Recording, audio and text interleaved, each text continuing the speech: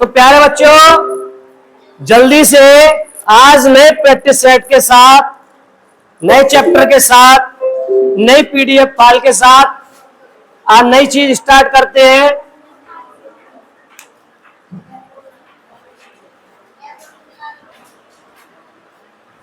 आज बात करते हैं एरिया, क्षेत्रफल और आयतन। देखिए, ये एक ऐसा चैप्टर है आपका, जब तक इस चैप्टर को आप प्रैक्टिकली नहीं करेंगे, प्रैक्टिकली कहने का मतलब यह है कि नापतोल नहीं कर करके देखेंगे, तब तक नहीं सीखेंगे। अब आपको करना क्या है कि जैसे इस चैप्टर को सीखने के बाद इसका यूज करना है। यूज कैसे? कि आपको अपने विद्यालय का प्रेयर ग्राउंड, उसका क्षेत्रफल निकालना है, अपने हॉल का क्षेत्रफल निकालना है, आप जिसमें रूम में सोते हो उसका क्षेत्रफल निकालना है।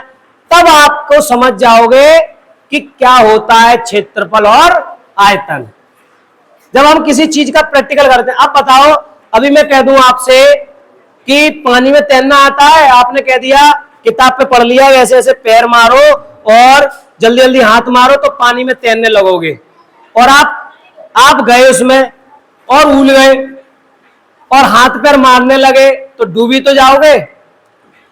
लेकिन आपने उसकी प्रैक्टिस की, जाकर के थोड़ा साइड से पहले पैर मारे, बैलेंस बनाया, हाथ पैर मारे, मतलब शरीर को तैरना के लायक बनाया, तब आपकी वो प्रैक्टिस हो गई। फिर चाहे जंप मारोगे तो अभी तैर के निकल आओगे। अगली बात समझ में? वही चीज ये है, हमारे जो गणित में हम सवाल करते हैं, करने के साथ साथ हम उनका दैनिक जीवन में उपयोग करें, तब हमारी ये प्रैक्टिस है, तब हमारे जीवन में कभी नहीं निकलते। और उसका यूज ही नहीं करोगे तो निकल जाएंगे। आज उसी क्रम में क्षेत्रफल और आयतन की बात करते हैं।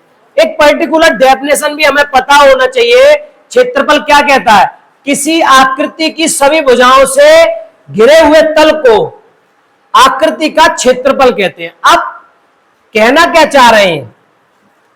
जैसे भुजाओं की बात करी इन्होंने, तो भुजाओं से तात्पर्य इनका क्या है कि भुजाओं से तात्पर्य क्या? कोई भी आकृति है, चाहे आकृति में 4 भुजा हो, 5 भुजा हो, 3 भुजा हो या 2 भुजा हो, 2 भुजाओं से कुछ नहीं होगा, या 4, 5, इस तरह से किसी तरह की आकृति हो, तो सारी भुजाओं से घिरी हुई आकृति को क्या, आकृति का क्या निकालते हैं? क्षेत्रफल। आगे बात समझ में? अब बात करते हैं परिमाप। परिमाप क्या कहता है? और इसमें सबसे ज्यादा इंपॉर्टेंट बात इकाई। इकाई का ध्यान रखेंगे। इकाई का क्या ध्यान रखेंगे? कि वर्ग मीटर, वर्ग सेंटीमीटर, वर्ग किलोमीटर आदि इसमें इकाइयां लिखी जाती हैं, क्षेत्रफल। और परिमाप किसी आकृति की सभी भुजाओं की लंबाई का योग आकृति का क्या कहलाता है? परिमाप। सब आपको पता है, लेकिन इसकी इकाई किस में रहेगी? मीटर सेंटीमीटर में। इकाई का बहुत महत्व है। अब आयतन। आयतन क्या है? किसी त्रिविमीय आकृति द्वारा घिरा गया स्थान आयतन कहलाता है। इसे किसी पदार्थ द्वारा घिरे हुए स्थान की लंबाई, चौड़ाई एवं ऊंचाई में व्यक्त किया जा सकता है। क्लियर हुआ यहां तक? सभी को डेफिनेशन पता लग गई? अब डेफिनेशन के साथ साथ हम थोड़ा सा समझने का प्रयास करेंगे। समझने का प्रयास क्या करेंगे प्यारे बच्चों? जैसे क्षेत्रफल निकालने से पहले किन किन चीजों का हमारे कोर्स में क्षेत्रफल निकालेंगे, तो हम जानते हैं एक त्रिभुज का निकालेंगे। किसका? त्रिभुज। त्रिभुज। और दूसरा चतुर्भुज। चतुर्भुज और वृत्त। ये हमारे कोर्स से रिलेटेड है। हम इनका क्या निकालेंगे? एरिया। ठीक है ना प्यारे बच्चों? इनका एरिया निकालेंगे। लेकिन एरिया निकालने से पहले हमें त्रिभुज के बारे में पता होना चाहिए, चतुर्भुज के बारे में पता होना चाहिए और वृत्त के बारे में। क्लियर? अब बात करते हैं पहले पर्टिकुलर त्रिभुज। त्रिभुज क्या है? 3 भुजाओं से घिरी हुई आकृति को क्या कहते हैं? त्रिभुज। लेकिन त्रिभुज तीन भुजाओं से घिरी हुई आकृति तो है, ये अलग अलग प्रकार के भी होते हैं। अलग अलग प्रकार से क्या तात्पर्य है कि इनके प्रकार कितने होते हैं। तो त्रिभुज के ध्यान रखेंगे बच्चा कि ये होते हैं भुजाओं के आधार पर, भुजाओं के आधार पर होते हैं और कोणों के आधार पर होते हैं, और कोणों के आधार पर होते हैं। ठीक है ना, बात आ रही समझ में। अब भुजाओं के आधार पर, कोणों के आधार पर होते हैं। अब कोण की बात आ गई, कोण क्या है सर, कोण भी समझाएंगे। कोण वो कोण है जो दो किरणों से, जो दो किरण आ रही हो उनसे, जो आपस में काटती है उनसे झुकाव से जो बनता है उसे क्या कहते हैं, कोण। वो कोण होता है, क्या होता है वो, कोण। कोण का चैप्टर भी रह गया, अभी कोण का भी बताएंगे कौन कौन से कोण होते कौन से नहीं। आज क्षेत्रफल, परिमाप और आयतन की बात करते हैं।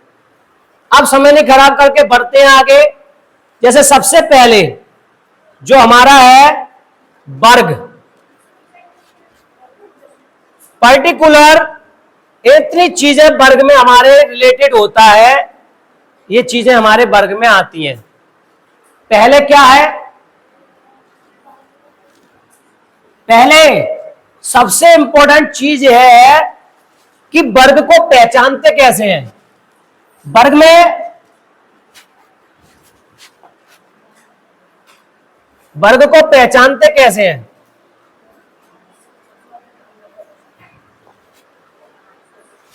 देखिए इसकी डेफिनेशन से ही पता लग रहा है, आपको साफ दिख रहा होगा। वर्ग एक ऐसा चतुर्भुज होता है जिसकी चारों भुजाएं आपस में बराबर होती हैं। कोई आपसे पूछे भाई चतुर्भुज में वर्ग किस तरह का होता है, तो आप बताएंगे प्रत्येक कोण समकोण होता है जो कि 90 डिग्री का कोण होता है, जैसा कि नीचे दिया गया है। तो प्रत्येक कोण ये क्या होगा प्यारे बच्चों, 90 डिग्री का। 90 डिग्री का मतलब समझते हो कि सीधा सीधा, बिल्कुल कोई झुकाव नहीं, बिल्कुल सीधा। अभी मैं खड़ा हूं, कैसा खड़ा हूं, सीधा, और अभी थोड़ा सा झुका आगे तो झुकाव हो गया। ठीक है ना, मकान आपके सीधे खड़े होते हैं, मिस्त्री देखा है, मिस्त्री क्या करते हैं, उसको पारे से द्वारा सीधा देखते हैं लेवल सीधा है कि नहीं। अब ये चीज बात आ गई।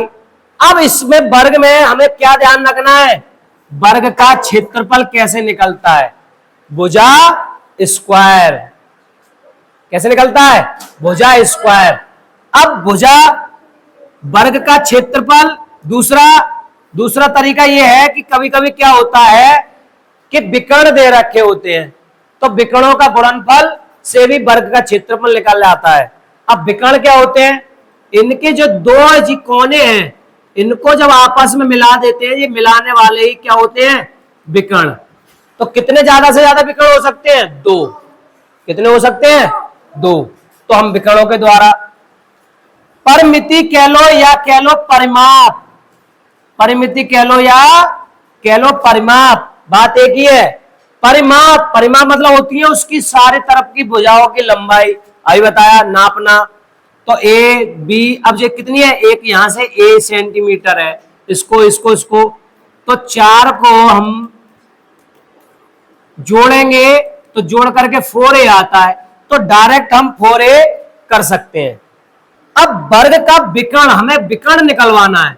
अगर हमसे कहा जाए कि भैया वर्ग का विकर्ण निकाल के दिखाओ, विकर्ण इसकी लंबाई पूछी जा रही है, इसकी लंबाई निकाल के दिखाओ, तो उसका सूत्र क्या होगा, भुजा √2 या √2, इधर उधर कह सकते हैं कोई दिक्कत नहीं, भुजा √2। तो ये क्या होता है, विकर्ण। अब वर्ग का विकर्ण एक दूसरे तरीके से भी हो सकता है कि वर्ग का विकर्ण, जो अभी विकर्ण की बात हो रही थी, 2 √ वर्ग का क्षेत्रफल, उस पे भी चढ़ा के निकाल सकते हैं। ये 1 2 3 4 5 सूत्र है, सभी बच्चों को अच्छी तरह से नोट कर लो, याद होने चाहिए। जो चीज मैंने करा दी है उसको याद जो कर लेगा उसी तरह के आएंगे।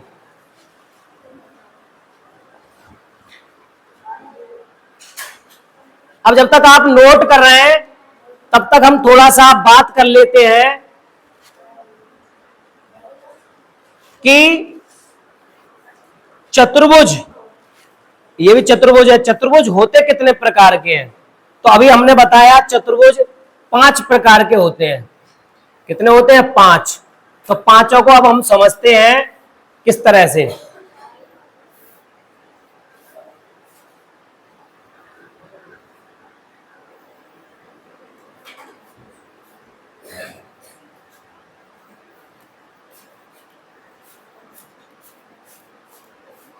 चतुर्भुज का नाम, जैसे कि पहला हमारा बन गया वर्ग, और उसकी आकृति देखते हैं। क्या देखते हैं? आकृति। अब वर्ग की आकृति देखी, जिसकी चारों भुजाएं समान होती हैं, प्रत्येक कोण 90 अंश का होता है, वो वर्ग कहलाता है। दूसरा होता है आयत। आयत में आमने सामने की भुजाएं बराबर होती हैं, प्रत्येक कोण इसमें भी 90 अंश होता है। अब दूसरा वर्ग का ही रूप होता है सम चतुर्भुज। सम चतुर्भुज, सम मतलब समान, इसमें भी भुजाएं होती हैं, बस अंतर क्या होता है? इसमें भी समान भुजाएं होती हैं, अंतर ये होता है कि इसमें प्रत्येक कोण 90 अंश का होता है, इसमें 90 अंश का नहीं होता है, बस इसमें कोण कमवर्ती होते रहते हैं। अब अगला बात करते हैं आयत। आयत की तरह नाम होता है जिसको कहते हैं समांतर चतुर्भुज। इसमें भी क्या होता है? इसमें भी समांतर मतलब समान भुजाएं होती हैं आमने सामने की, लेकिन जैसा इसमें बात करी ऐसे ही इसमें 90 डिग्री के कोण नहीं होते हैं, इस वजह से कमवर्ती हो जाता है। अब पांचवा बचा जिसको कहते हैं समलंब। समलंब चतुर्भुज। देखिए कोई भी पूछ सकता है, तो चतुर्भुज के प्रकार आपको पता होना चाहिए। समलंब चतुर्भुज, अभी मैं इनकी आकृति भी दिखाऊंगा और अच्छी तरह से, उसके बारे में बताएंगे। समलंब, समलंब क्या होती है? जिसमें समांतर भुजाएं होती हैं, कहां तक? कितनी भी दूर तक चले जाओ, इनकी समांतर भुजाएं रहेंगी, जिनके बीच में ऊंचाई बिल्कुल समान होनी चाहिए, उसे कहते हैं समांतर। क्या कहते हैं? समांतर। ठीक है ना?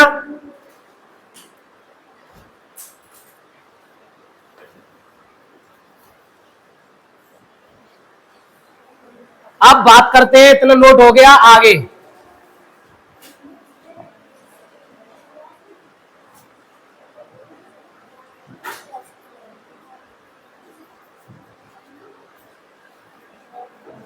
अब इसी क्रम में आयत।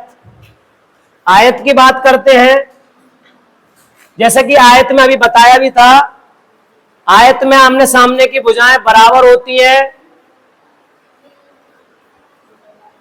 प्रत्येक कोण 90 अंश का होता है। अच्छे से समझ रहे हो बच्चों? ये देखो, प्रत्येक कोण 90 अंश का होता है, 90 डिग्री।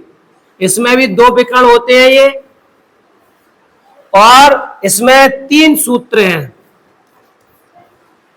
आयत का परिमाप लंबाई प्लस चौड़ाई। परिमाप मतलब ये लंबाई है, तो लंबाई कितनी है? 2 लंबाई। ये चौड़ाई है, तो चौड़ाई कितनी है? 2 चौड़ाई। तो 2 हम कॉमन ले लेते हैं बाहर, तो कोष्टक में लंबाई प्लस चौड़ाई ऐसे करके जल्दी कर लेते हैं। क्षेत्रफल लंबाई गुणा चौड़ाई। आयत का विकर्ण, विकर्ण क्या होता है? आपने देखा है, अभी समझाया भी था कि 2 कोने को मिलाने वाला विकर्ण, तो इसको हम बड़ी भुजा भी बोलते हैं। ये बड़ी भुजा भी है प्यारे बच्चों, बड़ी भुजा। तो क्या इसको नाम भी, दूसरा नाम भी दिया गया है, इसका दूसरा नाम है कर्ण। तो कह सकते हैं कर्ण। बड़ी भुजा का वर्ग अन्य भुजाओं के, अन्य क्या है? इसके लिए ये आधार है। अगर ये कोण है तो ये कोण के लिए ये आधार है, और ये क्या है? ये ऊंचाई है। तो अन्य, बड़ी भुजा का वर्ग अन्य भुजाओं के वर्गों के योग के बराबर होती है। तो वही चीज है, इधर इसका वर्ग हट करके दूसरी तरफ बन जाता है वर्गमूल। वही ये सूत्र है, चाहे ऐसे समझ लो चाहे वैसे। आगे बढ़ते हैं। अब देखिए ये मैंने चतुर्भुज के आपको प्रकार दिए हैं। अब वैसे तो मुख्यतः कई प्रकार के होते हैं चतुर्भुज, अलग अलग नाम में दिखाए गए मैंने कलरफुल तरीके से, जिससे आपको समझ में आ जाए। अब आपको देखो ये अलग अलग प्रकार के दिए गए। अब ये वर्ग है, इसमें देखिए बिल्कुल सीधा सीधा है, वर्ग है, इसमें 90 अंश का होगा। ये आयत है, ये सम चतुर्भुज है। ये दोनों आपने देखा है समान चतुर्भुज, मतलब इसकी भी भुजाएं बिल्कुल बराबर बराबर होती है, जैसे इसकी आमने सामने की होती है, इसकी भी इनकी इस तरह होती है समांतर चतुर्भुज की, इसकी भी आमने सामने की तो इसकी भी आमने सामने की। आ रही प्यारे बच्चों समझ में बात। अब ये पतंग की तरह आप देख रहे हो, ये पतंग है, आपने उड़ते हुए भी देखी होगी पतंग। ये पतंग की आकृति है, पतंग की आकृति है, पतंगाकार चतुर्भुज बोलते हैं इसे। कैसे बोलते हैं? पतंगाकार चतुर्भुज। समद्विबाहु, जिसमें समद्विबाहु चतुर्भुज मतलब समान हो दो भुजाएं, मतलब दो भुजाएं समान होंगी, ये और ये दोनों भुजाएं कैसी हैं? अब जैसे कि 8 सेंटीमीटर इधर भी है और 8 सेंटीमीटर इधर भी है, तो दो भुजाएं समान हो उसे समद्विबाहु कहते हैं। समलंब चतुर्भुज, समलंब मतलब अभी जैसे बताया था, इसके समलंब मतलब इतनी लंबाई समान होगी इसको। अब विषम कोण सम चतुर्भुज, विषम कोण सम, इसमें विषम कोण मतलब सभी कोण अलग अलग होंगे, सभी कोण अलग अलग होंगे। अब ये हो गया, ये कितने का हो गया? ये 60 का हो गया, ये हो गया, ये हो गया 70 का हो गया, ये हो गया, अलग अलग होंगे, लेकिन सभी कोणों का योग अंदर का कितना होगा? 360 हो गए। प्यारे बच्चों समझ में आ गई बात? आगे बढ़ते हैं। इसी तरह से बात करते हैं घन की, लेकिन अभी घन की नहीं बात करेंगे क्योंकि फिर टाइम नहीं है, पहले उसी की बात करेंगे। ये घन के भी है, नोट करना चाहो नोट कर लो, कोई दिक्कत नहीं है। ये घन है, घन को भी समझा देते हैं जब आ गया है, पीडीएफ फाइल में है, तो बहुत जरूरी है ये भी समझना, आप साथ के साथ समझ लो, कोई दिक्कत नहीं है।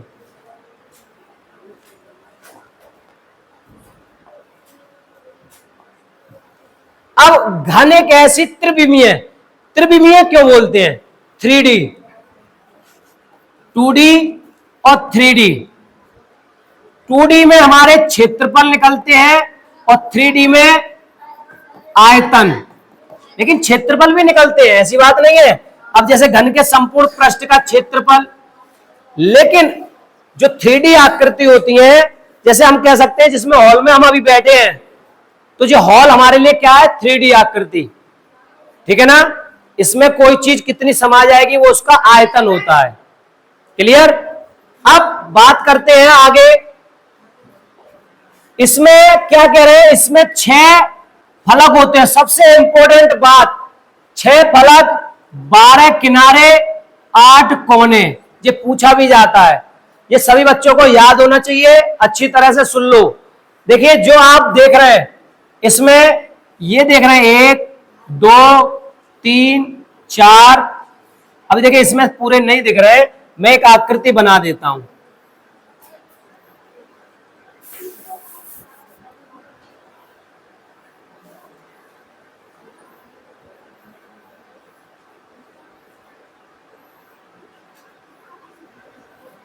जैसे ये आकृति हो गई घन की, तो देखिए अगर कोई डब्बा है, ये ऊपर है, 1 2 3 और 4 ऊपर है कोने, और 4 ही कोने नीचे हैं, तो ये कोने कितने हो गए? 8 कोने। कोने कितने हो गए बेटा? 8 कोने हो गए। ये इनको बोलेंगे 8 कोने। क्या बोलेंगे? 8 कोने। अब इसमें जो फलक दे रखा है, फलक आप देखिए कौन से हैं फलक? ये फलक जो दे रखे हैं ये वाले फलक होते हैं, पृष्ठ। एक ये पृष्ठ है, एक ये पृष्ठ है, एक ये है, इस तरह से कितने पृष्ठ हो गए? इनको बोलते हैं फलक। पृष्ठ बोल लो, पृष्ठ कह लो इनको, या कह लो फलक। कितने हो गए? 6 फलक कह लो या पृष्ठ जो आप देख रहे हैं। अगला 12 किनारे। किनारे ये होते बेटा, ये खड़े हुए ये 12 हो गए। तो देखिए इसमें काउंट करेंगे, 4 ऊपर हैं, 4 ऊपर है और 4 ही नीचे हैं और 4 साइड से हैं, तो कितने हो गए? 12। कितने हो गए? 12। अभी देखिए कैसे हम काउंट करेंगे। आप देखो इस हॉल में भी 1 2 3 4, 4 ऊपर हो गए, 4 ही नीचे हो गए, 1 2 3 4 और 4 ही ऐसे खड़े हैं, तो कितने हो गए? 12। कुछ चीजें प्रैक्टिकली याद करो तो अच्छी होती हैं। आगे बेटा समझ में आ गया? तो ये क्या है? घन। और ये घन बना किससे है? अभी हमने समझा वर्ग, वर्ग से बना है। किससे बना है? वर्ग से। किससे बना है बेटा? वर्ग से। बेटा सीधे बैठो, नोट नहीं कर रहे हो? क्या बात है, तो बंद करके नोट कर रही हो। अब वर्ग, अब ये वर्ग क्या है? ये पृष्ठ है, खाली एक पृष्ठ है। कितना पृष्ठ है? ये एक। अब ऐसे ही मैं 6 पृष्ठ ले लूंगा और सबको सब तरफ से कवर कर दूंगा, तो क्या बन जाएगा? घन। क्या बन जाएगा? घन। अब इस घन में आयतन पूछते हैं, तो आयतन कह सकते हैं भुजा का क्यू। इसने ए मान लिया भुजा, तो ए का क्यू। संपूर्ण पृष्ठ क्षेत्रफल 6 पृष्ठ है, तो 6 का स्क्वायर। घन का विकर्ण। अब विकर्ण क्या होता है कि मैं कोई छड़ लेके आऊं या कुछ भी, इसमें बड़ी से बड़ी कितनी लग जाएगी, तो एक कोने से दूसरे कोने पर पहुंचाना। चलिए आगे बढ़ते हैं। इसके बाद घनाभ। ये घनाभ किससे बना है? ये बना है आयत से। किससे बना है? आयत। अब आयत, इसमें भी वही सेम चीज होती है, फलक, किनारे, कोण, इसमें सेम वही चीज होती है। देखो 6 फलक, इसी वजह से इस आकृति को बहुफलक भी कहा जाता है। इसके 6 फलक होते हैं, बहुफलक भी कहा जाता है। घनाभ के सभी कोण समकोण होते हैं, फलक आयताकार होता है। इसमें भी यही 3 सूत्र है, नोट कर लो अच्छी तरह से। और ये भी आकृति हमारी किससे बनती है? आयत से। आयत से बनती है, आयत। इधर उधर आयत होते हैं। अब इसके एग्जाम्पल भी आप समझ लो, जैसे कि ईंट है, डिब्बा है, जूता चप्पल लेके आते हो, वो सब किस तरह के होते हैं? घनाभाकार। क्या कहते हैं? घनाभाकार। बढ़े आगे। और ये आकृति 1 नंबर में पूछ लेते हैं, कैसी होती है? 3D आकृति। कैसी होती है? 3D आकृति। नोट करो जल्दी से। है बेटा? है? हाँ अभी बता रहे हैं, सब बताएंगे, टेंशन मत लो।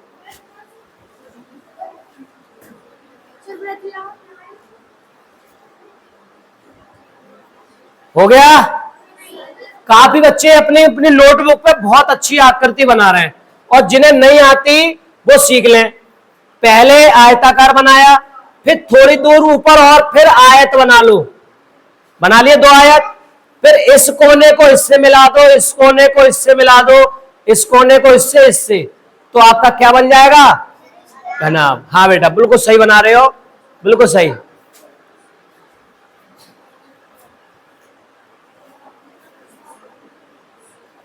आगे बढ़ते हैं। अब इसका ये लास्ट है, इसके बाद हमारे सवाल है, कुछ त्रिभुज भी है। चलो आज का पता लगता है समझाने में ही निकल जाएगा। चलिए, समझना ही बहुत जरूरी है। वृत्त, डेफिनेशन याद होना चाहिए। स्थिर बिंदु से, क्या कह रहे हैं?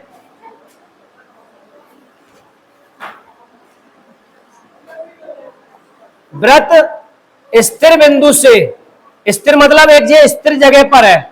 आपने देखा होगा जो बॉक्स लेके जो हमारी डिब्बी जो आती है उसमें प्रकार निकलता है, तो स्थिर बिंदु से समान दूरी पर, मतलब एक समान दूरी पर स्थित असंख्य बिंदु, असंख्य बिंदु से बनी हुई आकृति, असंख्य बिंदु से बनी हुई आकृति को क्या कहते हैं? वृत्त कहते हैं। आगे बात समझ में? असंख्य बिंदु से बनी हुई आकृति क्या कहलाती है? वृत्त। अब इस वृत्त में समझने वाली बात बहुत सी है। इस वृत्त की इस जो वृत्त की मैंने सर्किल बनाया है, इसको क्या कहते हैं? परिधि। क्या कहते हैं बेटा? परिधि।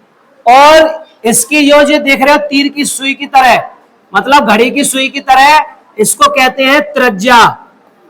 क्या कहते हैं? त्रिज्या। और ये सीधे सीधे जो गई इसको क्या कहते हैं? व्यास। पता होना चाहिए। और एक चीज और होती है इसमें, ये होती है जैसे कि केंद्र से थोड़ी दूर या ज्यादा दूर केंद्र से हटके बने, उसे कहते हैं जीवा। उसे क्या कहते हैं? जीवा। आपसे पूछा भी जाता है कि वृत्त के अंदर कितनी कितनी त्रिज्या होती हैं, तो आप जवाब देंगे अनंत। कितनी होती है? अनंत। जीवा भी कितनी होती है? अनंत। और व्यास भी कितने होते हैं? अनंत। समझ में आ रहा है प्यारे बच्चों? अब इसमें सूत्र क्या है? सूत्र है वृत्त का व्यास बराबर 2r। r मतलब इसने r क्या मान ली? त्रिज्या। वृत्त की परिधि 2 पाई r, वृत्त का क्षेत्रफल पाई r स्क्वायर। अब पाई क्या है? पाई एक अपरमेय संख्या है। पाई एक अपरमेय संख्या है, एक नंबर में पूछा भी जाता है। लेकिन पाई का जो मान है 22/7, ये परमेय है। ये क्या है? ये परमेय है। मान परमेय, ये अपरमेय। जब 7 का हम भाग दे देते हैं, 7 तिया 21, 7 तिया 21, कितना बचा? 1। कितना हो गया? 1 बना के दशमलव लगा दिया, 10 हो गए। 7 एकम 7, फिर दोबारा हमने कितने बचे? 3, फिर 0 बढ़ गए, 7 चौक 28, फिर 2 बचे, फिर 20 हो गए, 7 पंच और 7 दूनी 14। मतलब इस तरह से जो इसका दशमलव में मान है, तो ज्यादा नहीं, 2 अंक तक हम 3.14 करके भी लिख सकते हैं। लेकिन जब पूछा जाए तब उसमें कोष्टक में लिख के आता है कि इसका मान आपको दशमलव में यूज करना है, तब करना है, अन्यथा 22/7 को ही यूज करते हैं। ठीक है ना? बढ़ते हैं आगे।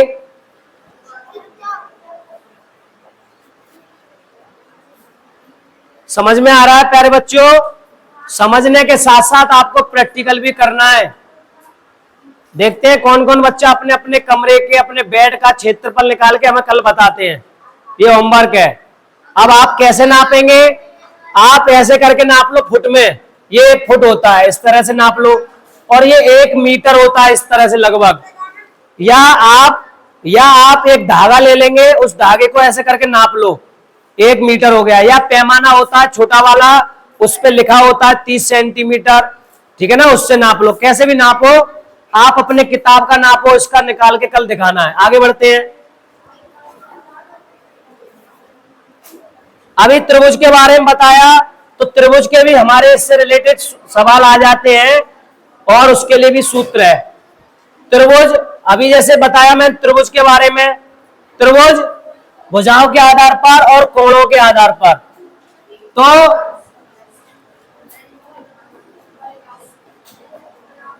कोणों के आधार पर और भुजाओं के आधार पर, भुजाओं के आधार पर, कोणों के आधार पर। अब कोणों के आधार पर जब बात करें, तो जैसा कि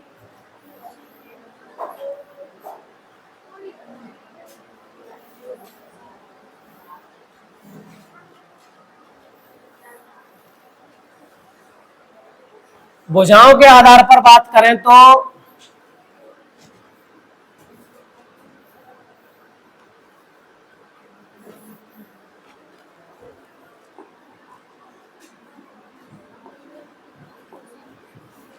अब देखिए आकृति मैंने बना दी। कोणों के आधार पर, कोण जिसमें, जिस त्रिभुज में एक कोण 90 अंश से कम हो, 90 डिग्री से छोटा हो, कितना भी हो, चाहे 85 क्यों ना हो, वो कोणों के आधार पर क्या कहलाया जाएगा? जैसे 45 है, तो ये न्यून कोण त्रिभुज कहलाया जाएगा। क्या कहलाया जाएगा? न्यून कोण त्रिभुज। ठीक है ना प्यारे बच्चों? अब 90 डिग्री से बड़ा कोण हो, जैसे 120 है, बड़ा कोण हो उसको क्या कहेंगे, उसको कहेंगे अधिक कोण त्रिभुज।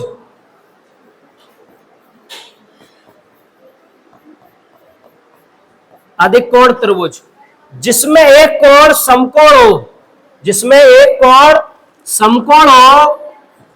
समकोण मतलब आप जानते हैं 90 अंश का, 90 डिग्री का हो, उसको क्या कहते हैं, समकोण त्रिभुज। ये तो कोणों के आधार पर हो गए। अब बात करते हैं भुजाओं के आधार पर, जिसमें तीनों भुजाएं समान होती हैं, उसको नाम दिया गया है समबाहु। नाम से ही पता लग रहा है समबाहु त्रिभुज। जिसकी तीनों भुजाएं समान उसे समबाहु त्रिभुज, जिसकी दो भुजाएं समान उसको नाम दिया गया है समद्विबाहु। समद्विबाहु त्रिभुज, और जिसका तीनों भुजाएं अलग अलग हो उसको नाम दिया गया है विषमबाहु। तो आपको यह भी जानकारी होनी चाहिए, 1 नंबर 2 नंबर पूछ लेते हैं कोणों के आधार पर कितने होते हैं न्यू, और भुजाओं के आधार पर कौन कौन से होते हैं ये पता होना चाहिए।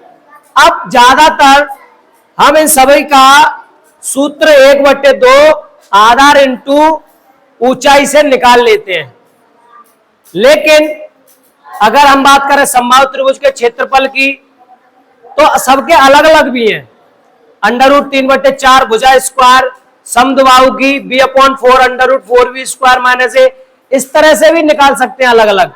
ऐसे इस विषमबाहु त्रिभुज का √s, s minus a, s minus b, s minus c, तो अलग अलग भी है। s क्या है, s हमारा अर्ध परिमाप, ठीक है ना, तो इसकी अभी जरूरत नहीं, पहले हल्का हल्का समझो। अब बात करते हैं, बहुत देर हो गई सवालों से, लेकिन जैसे कि मैंने चतुर्भुज के बारे में आकृति दी थी उसी तरह से त्रिभुज की फिर से आकृति बता रहे हैं। ये देखिए साफ साफ बिल्कुल जैसे कि अभी बताया था, और अच्छे से समझ लो।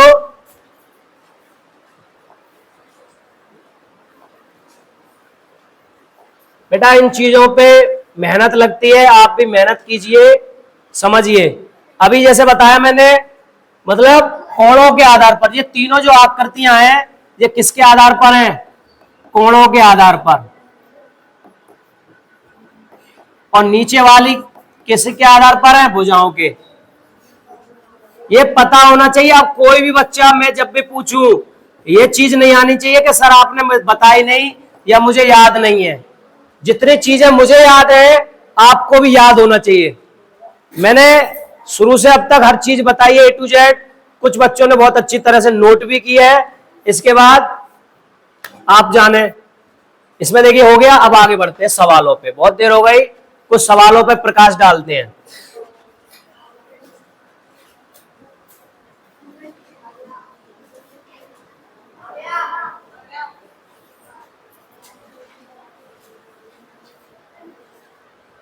इतनी देर से मैं चिल्ला रहा हूं, मेरा भी तो आ रहा है, मैं कहीं चिल्ला रहा हूं भाई। आपकी सेक्शन ए है, मुझे मालूम है आप बी से आए हैं, आपको सारे चैप्टर आते हैं, लेकिन फिर भी मैंने कंटिन्यू हर चैप्टर को आपको समझा दिया है बेसिक तरीके से। अब मैं बोल रहा हूं ना, बताया मैंने हर, अब क्या करेंगे, हर डेली अब एक्सरसाइज लगाएंगे, प्रैक्टिस सेट करेंगे, उसमें देखेंगे किसका आ रहा है किसका नहीं आ रहा है, क्योंकि उसमें हर सवाल मिक्स होंगे अब, ठीक है ना। तो अब तक तो हम समझा रहे हैं, अभी और है समझाने के लिए, कंटिन्यू बनाए रखिए। फिर से प्यारे बच्चों जो नए हैं वो समझ लेंगे। समझो बेटा समझो, तुम्हें लगता है पता नहीं लग रहा हमें है। उस आयताकार खेत का क्षेत्रफल ज्ञात कीजिए जिसकी लंबाई और चौड़ाई इतनी है। अब भाई आपने देखा होगा कि आपके गांव में खेत हैं, जैसा कि चित्र बताया था, वो खेत कैसा है, आयताकार। आयताकार कैसा है कि आप नाप के देखेंगे उनके कोण 90 डिग्री पर होंगे, मतलब 90-90 के बने होंगे, ठीक है ना प्यारे बच्चों। अब 90 के बने होंगे तो उसमें है क्या? अब आप खेत पे गए तो आमने सामने की भुजाएं समान है, तभी तो नाम दिया आयताकार क्षेत्रफल। लेकिन लंबाई 45 मीटर और चौड़ाई 40 मीटर दे रखी है और हमसे पूछ रहा है उसका क्षेत्रफल।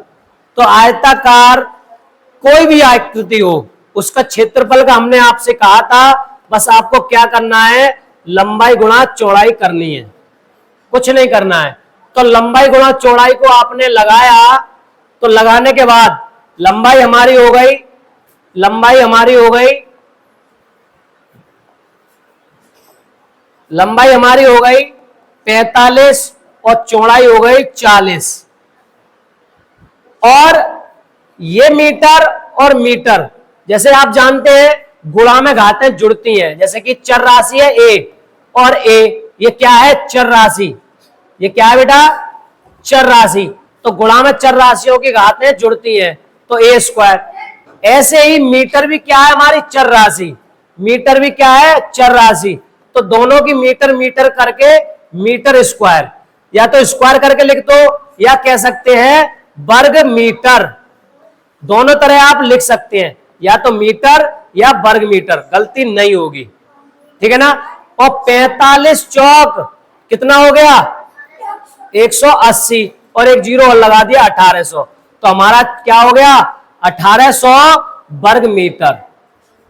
आगे बढ़ते हैं प्यारे बच्चों, आगे समझ में आया नहीं? कोई हाथ खड़ा करो जिसके नहीं आया हो। चलिए अब आगे बढ़ते हैं। फिर से इसने क्या कही, बात कही इन्होंने कि एक आयत की लंबाई और चौड़ाई क्रम से बोल दिया। क्या बोला, क्रम से।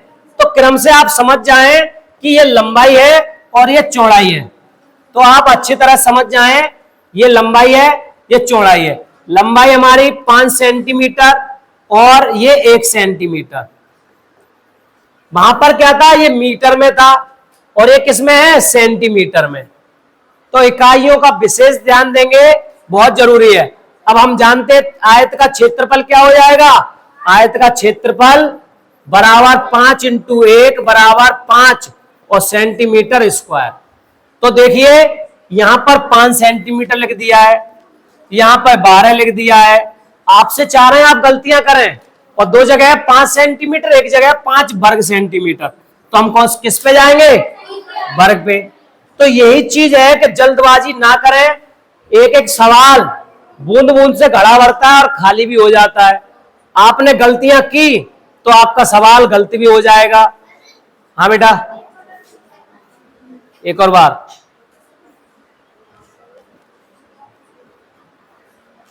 एक जैसे सवाल है, एक बार अच्छे से आपने समझ लिया, आप हजारों लाखों सवाल कर सकते हैं। तो एक आयत, चित्र बनाने की जरूरत नहीं, लेकिन समझा रहे हैं हम आपको। एक आयत की लंबाई, क्रम से बात करें तो जो चीज पहले होती है वो पहले, चौड़ाई बाद में, और वैसे भी लंबाई ज्यादा होती है चौड़ाई कम होती है। लेकिन कभी कभार कुछ आकृतियां ऐसी भी होती है वहां होती है कम बढ़ती। लेकिन ये 5 हो गई और ये 1। हमें सूत्र मालूम है कि लंबाई और चौड़ाई का गुणा करना है हमें, और कुछ करना है, तो 5 गुणा 1, 5 एक कम 5। तो हमने इनका गुणा किया, इनकी किसका करेंगे, इनकी इकाइयों का भी। तो सेंटीमीटर और सेंटीमीटर क्या हो गया, सेंटीमीटर स्क्वायर, या हिंदी में कह सकते हैं 5 वर्ग सेंटीमीटर। आगे बात समझ में? तो हमें ऑप्शन में जाना है और देखना है, ये तो भैया सेंटीमीटर लिखा हुआ है, ये वर्ग सेंटीमीटर है, तो तीसरे पे गोला करेंगे। कुछ बच्चे जल्दबाजी में हो जाता, 5 देखे बस उन्होंने इकाई नहीं देखी, बस क्या देख लिया, 5। अरे 5 ही तो है, और आगे देखा नहीं, क्योंकि जल्दबाजी में मारे जाते हैं। फिर देखते हैं बाद में आके सोचते हैं अरे ये क्या हो गया। आयताकार भूखंड, भूखंड मतलब समझते हो, भूमि का खंड, तो कैसा है, आयताकार, जिसकी लंबाई कितनी है, 50 मीटर, और चौड़ाई नहीं दे रखी, लेकिन परिमाप कितना दे रखा है, 160 मीटर।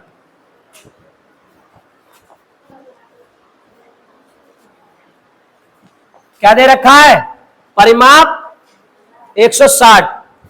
अब देखिए हम अच्छी तरह से जानते हैं, क्या जानते हैं कि आयताकार कोई भी आकृति है, आयताकार भूमिखंड है या कुछ भी है, आप तो खाली आयत लो।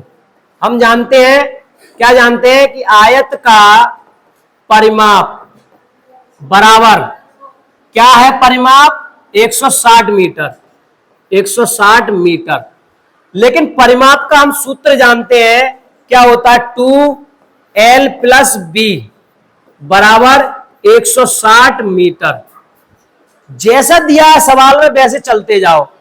अब इसमें लंबाई दे रखी है l, तो लंबाई की जगह पे लंबाई रख दो बस।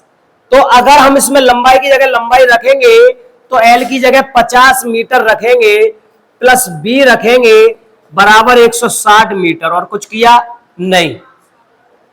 ये दो अंदर है कमरे के। बहुत अच्छे, क्या बात है, झीका आ रहा है मुंह धो के आ जाओ। तो अब ये दोनों के पास जाकर के मल्टीप्लाई होगा, तो क्या हो जाएगा? 50 दूनी 100। अब यहां तो कुछ है नहीं, तो इसको लगा देंगे 2b, और यहां 160 मीटर।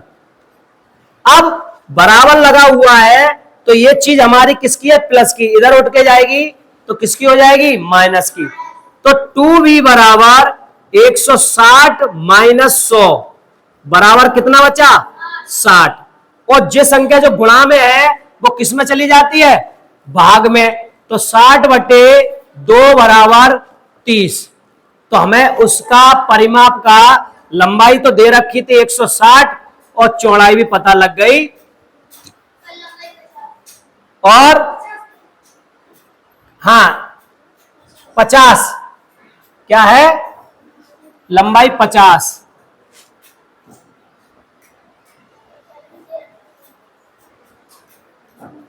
ठीक है प्यारे बच्चों, समझ में आ गई?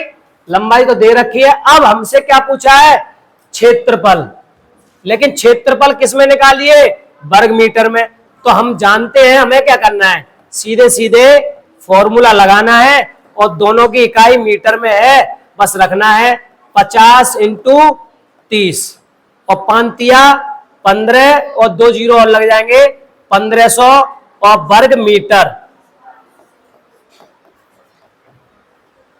ठीक है ना प्यारे बच्चों, समझ में आ रहा है? बेटा सीधे बैठो, ऐसा लग रहा है आप नोट नहीं कर रहे हैं, आप समझ नहीं रहे हैं। अभी चेक करेंगे आपका। जब मुझे आलस नहीं आ रहा, आपको भी नहीं आना चाहिए। आपके सुनहरे भविष्य के सवाल हैं ये, जिससे आपके सुनहरे भविष्य बनेंगे, तैयार होंगे। कुछ जो नए बच्चे हैं, पुराने बच्चों को देखे नहीं, उन्होंने तो बहुत परिश्रम किया, उनको तो आते हैं, जो आपकी वजह से करा रहे हैं। मिटाल दे, ठीक है। अब कभी कभार क्या होता है कि सवालों में अनुपात में दे दिया जाता है कि एक आयताकार खेल के मैदान की लंबाई और चौड़ाई का अनुपात 5 और 4 का है, यदि उसका परिमिति इतना, बिल्कुल सेम इसी तरह से है। अब बेशक अनुपात में हो या कुछ भी हो, एक रेशियो है, तो हम इसमें कह सकते हैं ये मेरी लंबाई 5x है और ये 4x है। कौन है जो ढोल बजा रहा है? वो ढोल नगाड़े बजाएगा, वो ही बनेगा ढोल नगाड़े वाला ही। अब परिमाप, अभी परिमाप का बताया, इसको P से प्रदर्शित कर सकते हैं जल्दी। P बराबर 2l + b, और परिमाप 90 है, तो P की जगह 90, 2l + b 5x + 4x, और 5 और 4 जोड़ लेंगे तो कितना हो गया? 90, 9 और 9 दूनी 18, जोड़ दिया तो 18x। अब 18 किसमें है? गुणा में, भाग चला जाएगा, कितनी बार चला गया? x बराबर कितना आ गया? 5, और 5 रख देंगे x की जगह पे, तो हमारी 5 पंजे 25, और रख देंगे 5, तो 4 पंजे 20, तो हमारी लंबाई कितनी हो गई? 25, चौड़ाई कितनी आ गई? 20। अब हमसे क्या पूछा? क्षेत्रफल। तो कितना आ जाएगा?